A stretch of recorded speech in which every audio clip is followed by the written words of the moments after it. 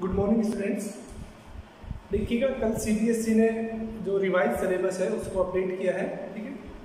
तो उसके अंदर हमने देखा है कि कुछ चैप्टर के अंदर कुछ पार्ट्स है, लगभग अगर हम कंप्लीट सिलेबस की बात करें तो लगभग 30% पार्ट है उसको रिड्यूस कर दिया गया है। कुछ चैप्टर ऐसे हैं जिनमें से एक भी टॉपिक रिमूव नहीं किया गया है। कुछ टॉपिक ऐसे हैं कुछ चैप्टर ऐसे हैं जिनमें से एक से ज़्यादा टॉपिक को भी क्या किया गया है, रिड्यूस किया गया है। देखिएगा, वैसे देखा जाए तो जो रिड्यूस किए गए पार्ट्स हैं उनके बारे में आप पढ़ चुके हैं ऑलरेडी। जैसे अगर हम बात करें, एक टॉपिक रिड्यूस किया गया है रेसिस्टेंस के बारे में, तो आप रेसिस्टेंस के बारे में 10th क्लास में पढ़ चुके हैं। उसके अलावा और भी टॉपिक हैं जिनको रिड्यूस किया गया है, जैसे कि कल ही जो हमारा टॉपिक हुआ था colour coding for carbon resistance, उसको भी क्या कर दिया गया है, रिमूव कर दिया गया है। तो आज जो अपडेट्स टॉपिक है या जो अपडेट सिलेबस है, वैसे तो आप चाहें तो सीबीएसई की मेन साइट पर जाके देख सकते हैं, लेकिन उसके अलावा हम उसको आज ग्रुप के अंदर भी अपडेट कर देंगे, ठीक है। अब देखिएगा, दूसरी बात कि अभी तक हम हिंदी मीडियम और इंग्लिश मीडियम के लिए सेपरेट वीडियो बना रहे थे, हिंदी मीडियम के लिए भी अलग से और इंग्लिश मीडियम के लिए भी अलग से। आज से देखिएगा, हिंदी मीडियम का और इंग्लिश मीडियम का दोनों का सेम ही चलेगा, क्योंकि दोनों के अंदर अब जो इंग्लिश मीडियम के जहाँ तक सिलेबस हो चुका था, हिंदी मीडियम का सिलेबस भी वहाँ तक पहुँच चुका है। तो कुछ टॉपिक है जो दोनों में कॉमन है, उनके बारे में हम बात करेंगे आज, ठीक है। मैं कोशिश करूंगा बाई लैंग्वेज बोलने की, ठीक है। फिर भी अगर कोई पर्टिकुलर वर्ड में दिक्कत है, हिंदी मीडियम वालों को अगर दिक्कत आती है तो आप कमेंट में बोल सकते हैं, ठीक है।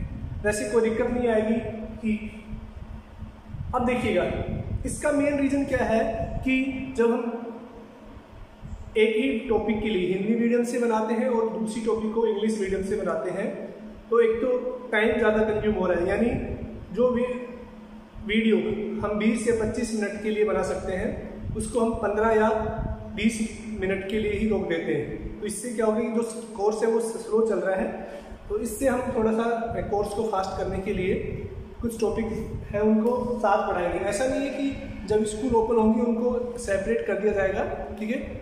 यहाँ पर भी कुछ टॉपिक ऐसे हैं जो आरबीएसई में है, यानी हिंदी मीडियम में है। कुछ टॉपिक ऐसे हैं जो केवल सीबीएसई के अंदर है, तो उनको भी सेपरेट पढ़ाया जाएगा।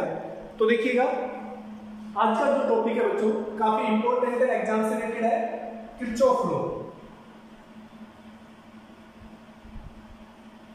किरचॉफ लॉ, और अगर हिंदी में बोले तो इसको किरचॉफ के नियम। देखिएगा, सबसे पहले अगर हम बात करें कि हम क्यों पढ़ रहे हैं किरचॉफ लॉ को, ठीक है, हमें क्या जरूरत है किरचॉफ लॉ को पढ़ने की। देखिए बच्चों, इससे पहले आपने ओम्स लॉ पढ़ा था, ओम का नियम जो पढ़ा था आपने। ओम का नियम क्या काम आता है, किसी भी सर्किट के अंदर, यानी किसी भी विद्युत परिपथ के अंदर करंट को मेजर करने के, या इक्विवेलेंट रेसिस्टेंस मेजर करने के लिए, या पोटेंशियल डिफरेंस मेजर करने के लिए हम उसको काम में लेते हैं। यानी प्रतिरोध बोल सकते हैं हम रेसिस्टेंस को, ठीक है ना, और विभवांतर बोलते हैं पोटेंशियल डिफरेंस को। अब देखिएगा, जो ओम्स लॉ है उसके लिए अगर हम जैसे एक सर्किट बनाते हैं, ये इस तरह का सर्किट है, मैं कोई सर्किट ऐसे सिंपली बना रहा हूं,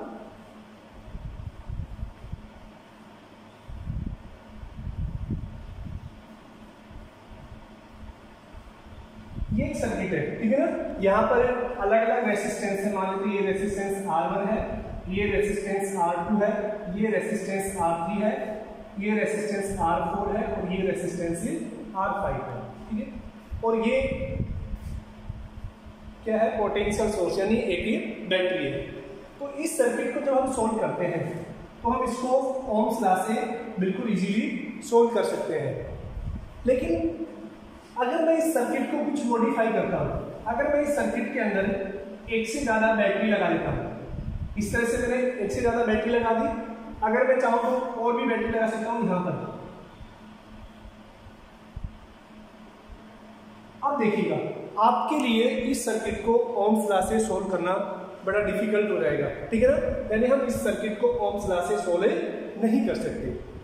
तो हमें कुछ ऐसे लॉज की रिक्वायरमेंट थी जो कॉम्प्लेक्स सर्किट है, यानी जो कॉम्प्लेक्स सर्किट होते हैं उनको सोल्व कर सके। देखिए ये कॉम्प्लेक्स सर्किट बन गया क्योंकि यहाँ पर अलग अलग बैटरी है, यानी अलग अलग पोटेंशियल सोर्स लगे हुए हैं, यानी ये जो सर्किट है कॉम्प्लेक्स मतलब एक ही जटिल सर्किट बन गया, हार्ड, ठीक है, इसको हम इजी वर्ड में क्या बोल सकते हैं, एक हार्ड सर्किट बन गया, एक हार्ड परिपथ बन गया। तो अब हम इसको कैसे सोल्व करें, तो इसके लिए एक साइंटिस्ट थे किरचॉफ, ठीक है ना, एक जर्मन साइंटिस्ट थे, इन्होंने 1942 में एक लॉ दिया था जिसको इसी के नाम से बोला जाता है किरचॉफ लॉ से, ठीक है।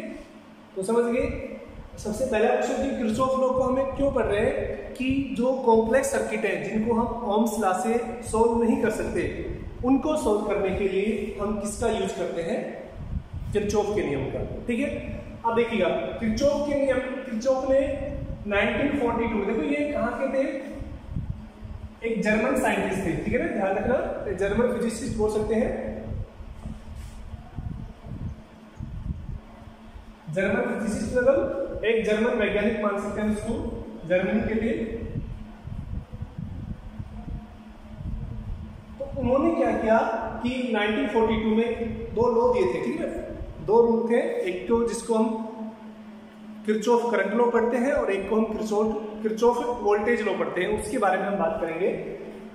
तो ये क्लियर हो गया कि किरचॉफ लॉ क्यों पढ़ा जा रहा है, क्योंकि जो कॉम्प्लेक्स सर्किट है उनको सोल्व करने के लिए एक जर्मन साइंटिस्ट थे, उन्होंने एक रूल दिया था जिसको हम क्या बोलते हैं, किरचॉफ के नियम। अब देखिएगा किरचॉफ का नियम पढ़ने से पहले हम एक दो कीवर्ड के बारे में बात करते हैं, जो कीवर्ड्स हैं जिनको आपको याद रखना है, उनका मीनिंग क्या होता है, इसके बारे में आपको देखिएगा। मैं एक दो कुछ कीवर्ड्स हैं जिनको आपको याद रखना है। इससे मैं एक सर्किट बना रहा हूं, ये एक सर्किट बना दी मैंने,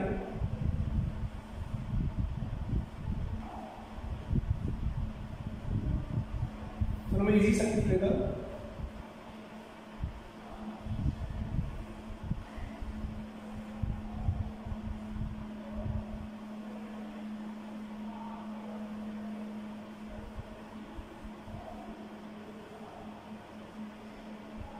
एक्चुअली एक इलेक्ट्रिक सर्किट है, हम मानते हैं A B C D E and F, this is the electric circuit, ठीक है। Here this is the potential source V1 and it is potential source V2. Let us consider that is R1, R2 and R. Clear? तो एक circuit है जो हमने बनाया है। अब देखिएगा, अगर हम इसके बारे में बात करें थोड़ा, इस सर्किट के बारे में,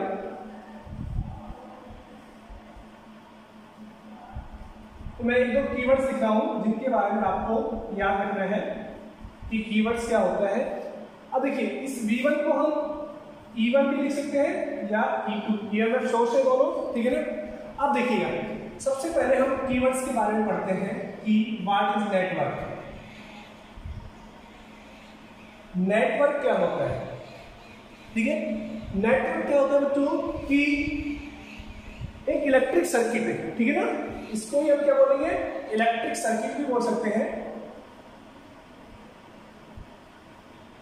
क्या होता है नेटवर्क या इलेक्ट्रिक सर्किट? एक इलेक्ट्रिक सर्किट यानी एक विद्युत परिपथ जिसके अंदर प्रतिरोध बैटरी जुड़े हों, उसको हम क्या बोलते हैं, विद्युत नेटवर्क या इलेक्ट्रिक परिपथ। तो समझ गए, विद्युत नेटवर्क क्या होता है कि a circuit in which resistance and EMF source यानी battery are connected in a proper way, that is known as network. Clear बच्चों? यानी वह परिपथ जिसके अंदर बैटरी तथा प्रतिरोध जुड़े हों उनको हम क्या बोलते हैं, नेटवर्क बोलते हैं या परिपथ बोलते हैं, ठीक है ना। अब देखिएगा, ये फर्स्ट आपको याद रखना है कि नेटवर्क किसे कहते हैं। दूसरा अगर हम बात करें जंक्शन, जो जंक्शन, ठीक है ना, जंक्शन को अगर हम हिंदी में बात करें, ठीक है ना, तो देखिए पहले हम बात करते हैं जंक्शन के लिए कि जंक्शन क्या होता है।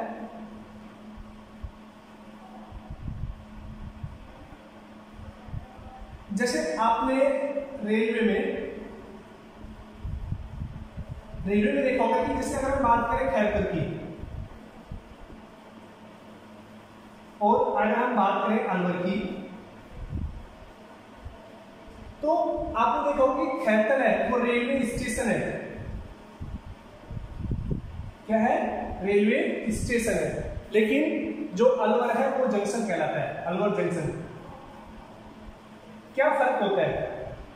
देखिएगा, अगर किसी भी एक बिंदु से, जैसे ये यहां पर बना रहा हूं, अगर ये खैरतर है, तो अगर किसी भी बिंदु, किसी भी रेलवे स्टेशन से अगर केवल एक ही पटरी गुजरती है, एक ही पटरी का मतलब वो केवल दो सिटी को जोड़ता है, सिटी 1 और सिटी 2। जैसे कि अगर जो खैरतर है, अगर हम इधर बात करें अलवर है, इधर बात करें रेवाड़ी, तो खैरतर जंक्शन से हम या तो अलवर की ओर जा सकते हैं या फिर रेवाड़ी की ओर जा सकते हैं। तो इसलिए खैरतर क्या कहलाता है? स्टेशन कहलाता है। ठीक है, अगर हम बात करें जंक्शन की, जैसे अलवर जंक्शन है, तो अलवर से देखिए क्या होता है कि अगर आपने देखा हो तो अलवर के अंदर क्या है, जैसे ये अलवर रेलवे स्टेशन है, अलवर से देखिए हम रेवाड़ी की तरफ भी जा सकते हैं, अलवर से हम जयपुर की तरफ भी जा सकते हैं और अलवर से हम मथुरा की तरफ भी जा सकते हैं। ठीक है, तो वो जगह जहां पर 2 से अधिक पाथ पॉसिबल है, यानी 3 या 3 से अधिक रास्ते हैं, उसको हम क्या बोलते हैं? जंक्शन बोलते हैं। ठीक है बच्चों, तो यहां से देखिएगा, हम अगर सर्किट की बात करें तो सर्किट के अंदर जो जंक्शन होता है, जंक्शन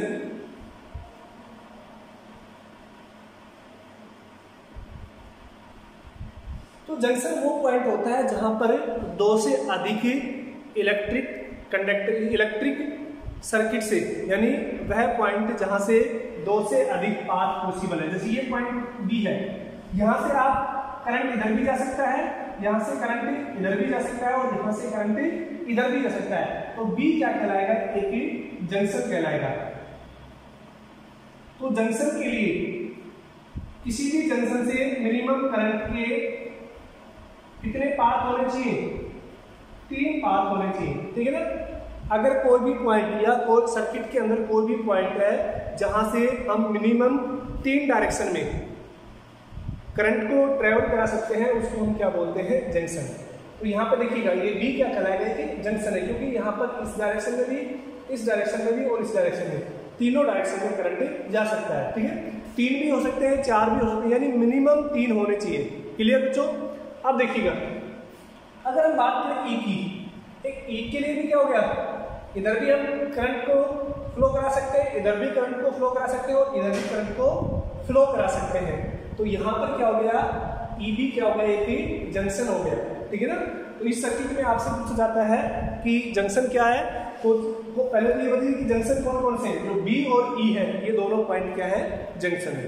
ठीक है, फिर आता है कि जंक्शन होता क्या है। आपको वैसे एग्जाम में नहीं पूछा जाता है, लेकिन आपको ध्यान रखना है कि जंक्शन होता क्या है कि किसी भी सर्किट के अंदर वो पॉइंट या वो बिंदु जहां से 3 या 3 से अधिक दिशाओं में करंट प्रवाहित हो सके, उस बिंदु को हम क्या बोलते हैं? जंक्शन बोलते हैं। ठीक है, अब देखिएगा नेक्स्ट अगर हम बात करें तीसरे पॉइंट की, उसके बारे में हम पढ़ते हैं कि ब्रांच। ब्रांच यानी शाखा। ब्रांच क्या होती है कि किसी भी 2 जंक्शन को मिलाने वाली वायर, यानी 2 जंक्शन को मिलाने वाली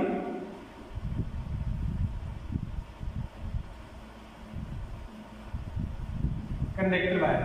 अब देखिएगा, ब्रांच क्या होती है? 2 जंक्शन को जो आपस में जोड़ते हैं, वो वाला पाथ या वो वाला जो परिपथ है, वो क्या कहलाता है? ब्रांच कहलाता है। जैसे ये जो जंक्शन बी है, बच्चों ये जंक्शन बी है और ये वाला जो जंक्शन आपके लिए ई है। इन दोनों को आपस में कौन कौन से वायर जोड़ रहे हैं देखिएगा। एक वाला वायर ये है, एक तो ये रास्ता हो गया, तो ये भी क्या होगी, ब्रांच होगी।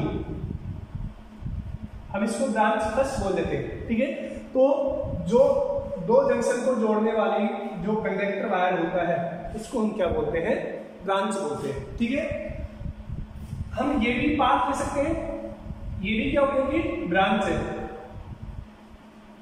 क्लियर। और ये भी एक ब्रांच हो सकती है।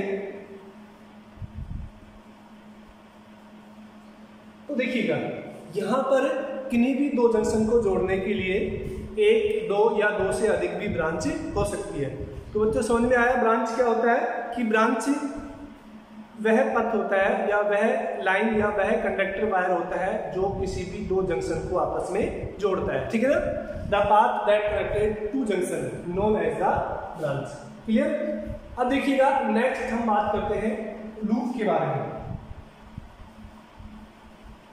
इसको बच्चों लूप भी बोलते हैं और इसी को मैश भी बोलते हैं, ठीक है ना।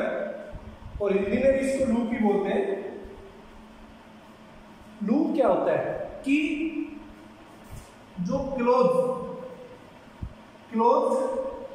पाथ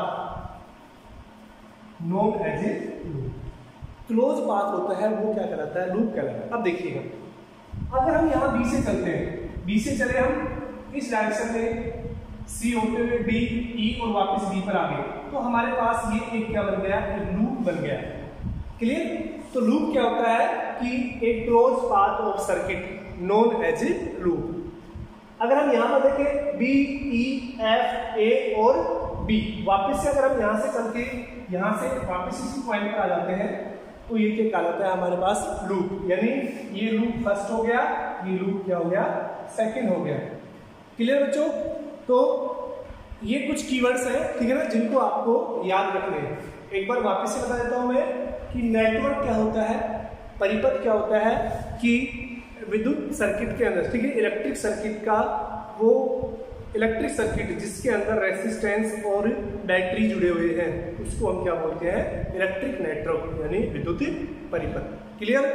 अगर हम सेकंड बात करें जंक्शन की, जंक्शन क्या होता है कि इलेक्ट्रिक नेटवर्क में वो पॉइंट जहां पर दो है, तीन या तीन से अधिक दिशाओं में करंट फ्लो हो सकता है उसको हम क्या बोलते हैं, जंक्शन बोलते हैं। देखो मिनिमम तीन होने चाहिए। अगर वो दो, देखिएगा अगर हम इस पॉइंट की बात करें, एक पॉइंट की बात करें, यहां से करंट इस दिशा में जा सकता है इस तरह से, ठीक है ना।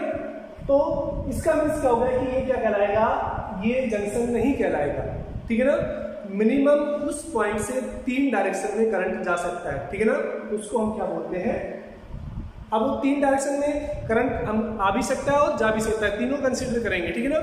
तो याद रखिएगा जंक्शन के लिए मिनिमम कितने पाथ होने चाहिए, तीन। जैसे इस पॉइंट के लिए 1, 2 और 3, मिनिमम 3 होने चाहिए, तभी क्या होगा, वो जंक्शन कराएगा। अब तीनों में से देखो ऐसे हो गए कि एक से करंट आ रहा है, दो से जा रहा है, तब भी वही बात है, दो से करंट आ रहा है और एक से जा रहा है, तब भी वही बात है, ठीक है। लेकिन मिनिमम कितने पाथ होने चाहिए आने और जाने के, 3 पाथ, क्लियर बच्चों। नेक्स्ट बात करते हैं ब्रांच। ब्रांच क्या होती है कि दो जंक्शन को आपस में मिलाने वाला जो वायर होता है या जो कंडक्टर वायर होता है उसको हम क्या बोलते हैं, ब्रांच बोलते हैं, ठीक है। और लास्ट में बात करते हैं लूप। लूप क्या होता है कि जो नेटवर्क होता है, ठीक है ना, जो जंक्शन या सॉरी इलेक्ट्रिक नेटवर्क होता है उसके अंदर जो क्लोज पाथ होता है यानी बंद परिपथ, देखिए यहां से स्टार्ट हुए और ये बिल्कुल यहां तक क्लोज हो गया, तो ये क्या कहलाएगा, एक ही लूप कहलाता है। तो ये कुछ कीवर्ड्स है क्योंकि आपको बुक के अंदर सीधे कीवर्ड्स लिखेंगे कि find the current in this loop या find the current in this branch, तो आप समझ रहे हैं कि ब्रांच क्या पूछा गया है आपसे, जंक्शन क्या होता है, सर्किट क्या होता है, नेटवर्क क्या होता है, ठीक है। अब देखिएगा नेक्स्ट हम स्टार्ट करते हैं। तो आई होप आपको समझ में आ गया होगा यहाँ तक।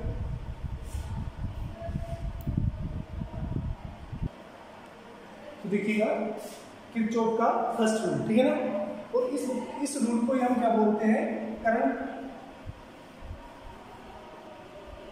करंट लॉ या करंट रूल भी बोलते हैं, ठीक है ना। ये नियम क्या कहता है कि किसी भी एक बिंदु पर, ठीक है ना, मैं इसकी वर्ड लिख देता हूं, ठीक है ना, net current at any junction remain zero. ये क्या कहता है कि किसी भी जंक्शन पर नेट करंट है वो कितना होता है, जीरो होता है। यानी सो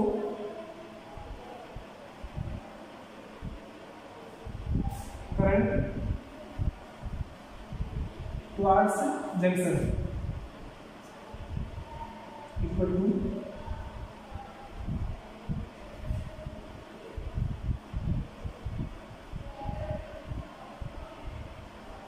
तो देखिएगा, समझ के बाद हम लोग उसमें पीडीएफ भेज देंगे उसको। देखिएगा किरचॉफ का फर्स्ट लॉ क्या कहता है कि किसी भी जंक्शन के ऊपर जो नेट करंट है वो हमेशा कितना होता है, जीरो होता है, ठीक है ना। यानी जो उस जंक्शन पर आने वाला करंट है वो किसके बराबर होगा, जाने वाला करंट, ठीक है। जैसे ये कोई जंक्शन है, इसके ऊपर अलग अलग डायरेक्शन में करंट आ रहा है इस तरह से। ये मानते हैं कि I1 करंट इसकी तरफ आ रहा है, ठीक है, I2 करंट इससे दूर जा रहा है, I3 करंट आ रहा है और I4 करंट आ रहा है, ठीक है। तो किरचॉफ का फर्स्ट नियम क्या कहता है, जिसको हम क्या बोलते हैं, करंट लॉ भी बोलते हैं। इसको दूसरा नाम क्या है, शॉर्ट में हम इसको KCL बोलते हैं, किरचॉफ करंट लॉ, ठीक है।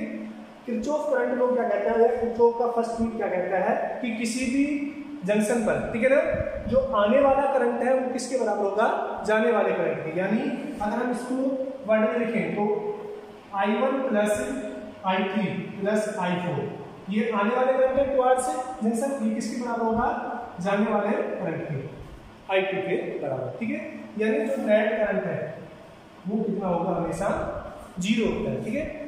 तो वापस से समझिए कि किरचॉफ का फर्स्ट नियम क्या कहता है कि net current on any junction remain constant. That means current towards to junction, यानी जंक्शन की ओर आने वाला करंट है वो किसके इक्वल होगा, करंट अवे फ्रॉम जंक्शन, यानी करंट से जंक्शन से दूर जाने वाला, ठीक है। अब देखिए इससे एक दो रिमाइंडर आपने छोटे छोटे कैसे आपसे बोल दिया जाता है कि किसी भी जंक्शन ए पर इस तरह का पाथ दे रखा है, यहाँ से जो करंट है वो 3 एम्पियर है, यहाँ से करंट आ रहा है वो 2 एम्पियर आ रहा है, 2i वाले थे, यहाँ से जो करंट है वो 5i, यहाँ से करंट है वो 2i और यहाँ से करंट है वो 3i। अब आपसे पूछ लिया जाता है कि यहाँ पे देखिए कि A, B, C, B और E, ये क्या हो गया, जंक्शन O हो गया, ठीक है ना। अब देखिएगा आपसे पूछा जाता है कि find current in OD branch. OD जो ब्रांच है, इस वाली ब्रांच में कितना करंट है, इसके बारे में आपको फाइंड आउट करना है। तो देखिएगा फर्स्ट रूल क्या कहता है कि इस पॉइंट पर जितना करंट आएगा उतना ही किसके बराबर होगा, जाने वाले करंट में, ठीक है ना।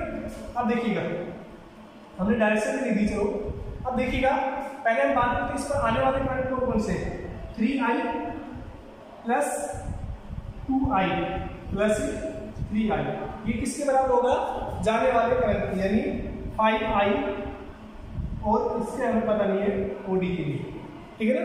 तो यहाँ से कितना हो गया 8i minus 5i equal to OD। तो OD में कितना आ गया आपके पास है 3i, तो OD में जो करंट आएगा वो कितना आएगा 3i, ठीक है। तो ये हमेशा ध्यान रखना है कि जितना करंट आता है उतना ही करंट क्या होगा, उससे जाएगा, ठीक है ना। तो ये क्या कहलाता है किरचॉफ का फर्स्ट रूल, ठीक है। अगर हम बात करें किरचॉफ के सेकंड रूल की, ठीक है,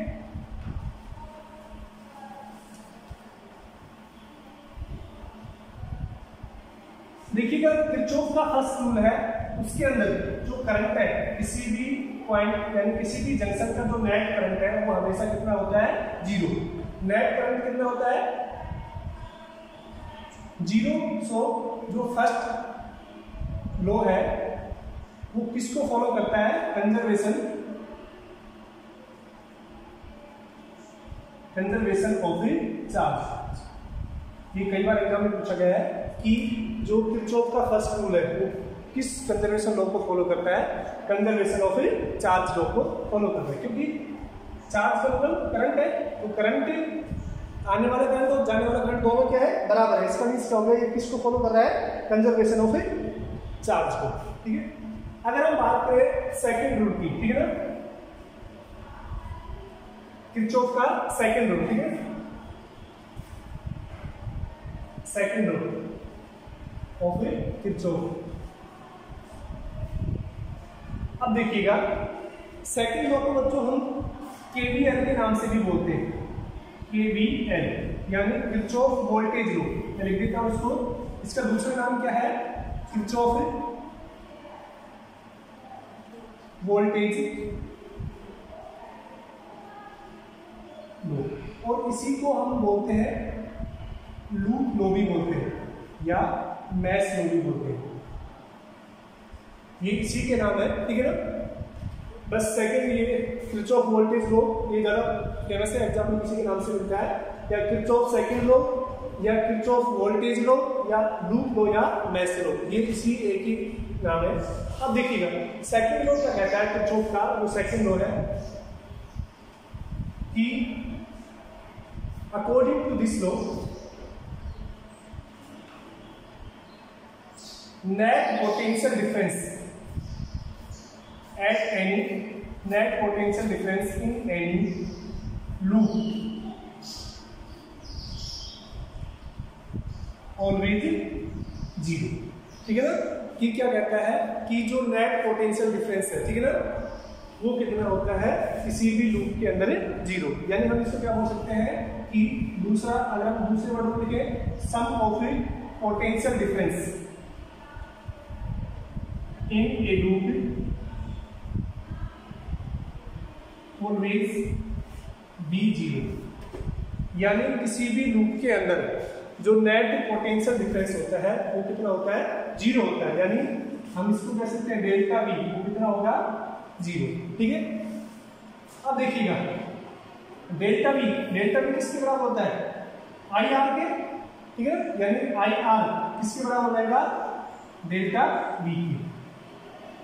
ये क्या होता है, सेकंड लॉ का मैथमेटिकल फॉर्मूला। ठीक है, भी डेल्टा वी किसके बराबर हो जाएगा, आई आर के। ठीक है, तो आई आर बराबर डेल्टा वी बराबर 0, ये लिख सकते हैं इसको। ठीक है, अब देखिएगा जो किरचॉफ का सेकंड लॉ है वो किसको फॉलो करता है, कंजर्वेशन ऑफ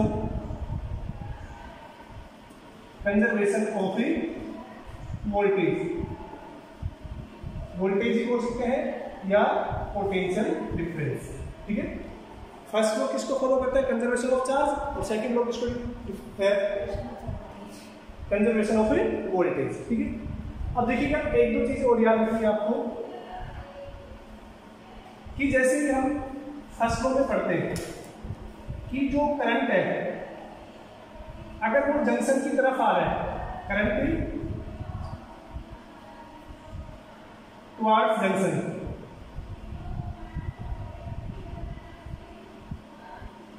उसको हम पॉजिटिव लेंगे, और जो करंट है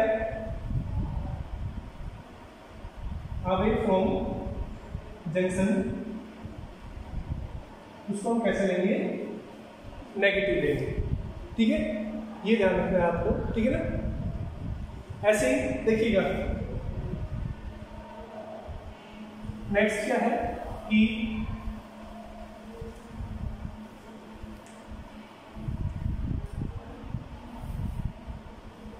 जैसे ये कोई सोर्स है, ठीक है ना, अगर आप वोल्टेज की डायरेक्शन ऐसे ले रहे हैं तो V कैसा ले रहे हैं हम, पॉजिटिव होगा। अगर प्लस से करंट निकल रहा है तो उस केस में V कैसा होगा, पॉजिटिव। ठीक है, अगर आप करंट की डायरेक्शन को ऐसे लेते हैं, सर्किट में कैसे आती है करंट की डायरेक्शन को, उस केस में कैसे लेंगे हम, नेगेटिव लेंगे। ठीक है, ये देखिएगा ये सर्किट में जब हम सोल्व करेंगे तो ऑटोमेटिकली कभी इस डायरेक्शन में आएगी, कभी इस डायरेक्शन में आएगी, उस टाइम में आपको ध्यान रखना है। ठीक है, तो ये आज हमने किरचॉफ के नियम के लॉ के बारे में पढ़ा, उसका जो फर्स्ट स्टेटमेंट था या फर्स्ट लॉ था उसके बारे में पढ़ा, सेकंड लॉ था उसके बारे में पढ़ा। ठीक है, आज के लिए इतना ही। ठीक है, इससे रिलेटेड न्यूमेरिकल्स हैं। ठीक है, देखिए बच्चों अभी न्यूमेरिकल्स नहीं हो पाएंगे क्योंकि इसके लिए हम सर्किट से सोल्व करेंगे एक बार, उसके बाद ही क्या होगा ये न्यूमेरिकल हो पाएंगे। ठीक है, तो कल हम इसको न्यूमेरिकल कैसे सोल्व करने हैं, आपको क्या क्या ध्यान रखना है उसके बारे में बात करेंगे। आज के लिए इतना ही।